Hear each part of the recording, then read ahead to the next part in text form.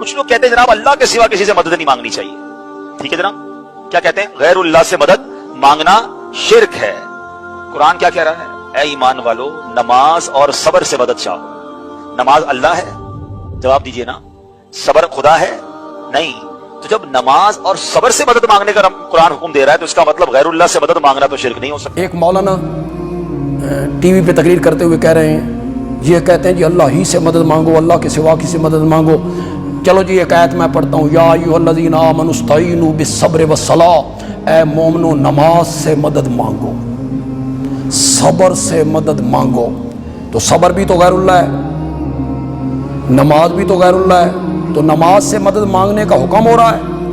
میں نے کہا پھر آپ نے نماز سے مدد مانگی, حکم جو ہو رہا ہے تو پھر نماز سے مدد مانگو. کہو الصلاۃ المدد, کبھی کہا کبھی کہا الصبر المدد, صبر میری مدد کر, نماز میری مدد کر. علماء کرام اس جاہل قوم کو ان چکروں میں نہ ڈالو, شرک کی راہوں پہ نہ چلاؤ انہیں.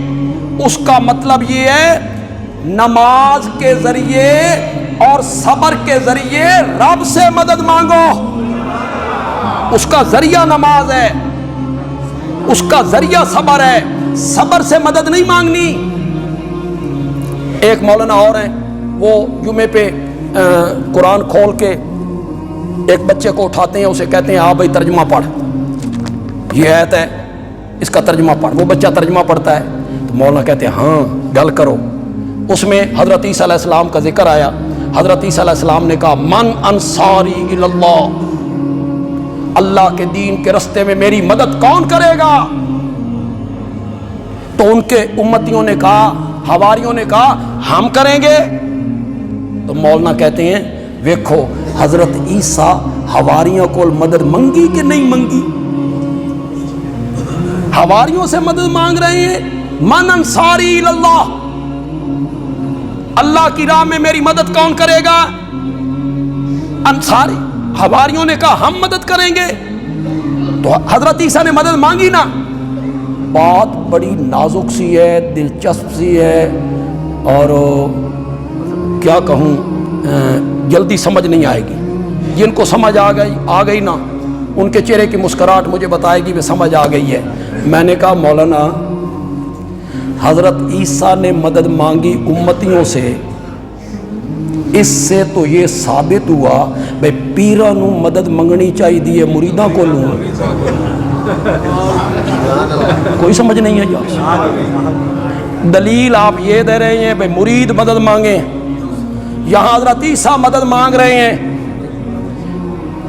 یہ ڈھکوسلے ہیں مولانا. کوئی کم دی دلیل لے کے آؤ, کم دی دلیل. ہمارے پاس تو دلائل کے پہاڑ ہیں.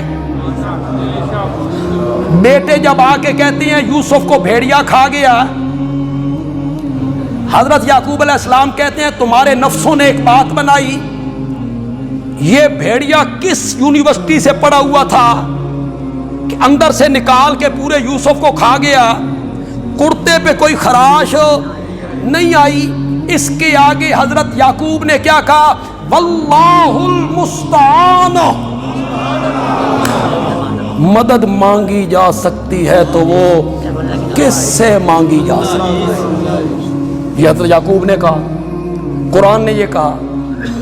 مدد کرنے والی ذات غائبانہ غائبانہ. پھر میرے لفظوں کو غور سے سنو, تمہیں دھوکے میں ڈال دیتے ہیں. غائبانہ پکار مراد ہے, غائبانہ مدد مراد ہے. غائبانہ مدد سے مطلب یہ ہے جس سے میں مدد مانگ رہا ہوں میں اس کو نہیں دیکھ رہا اور وہ مجھے. حضرت یہاں وہ مدد مراد ہے. وہ جو کہتے ہیں مجھے پانی پلا, وہ سامنے کھڑا ہے, اس نے پانی بھی ہاتھوں سے پلانا ہے, اور رب نے جو مدد کرنی وہ غائبانہ مدد ہے. جس سے میں مدد مانگ رہا ہوں میں اس کو نہیں دیکھ رہا, وہ مجھے دیکھ رہا ہے. بغیر وسائل کے, اسباب کے, ٹیلی فون, وائرلیس شعائیں مشینریاں، ان سب کے بغیر وہ میری آواز کو سنتا ہے۔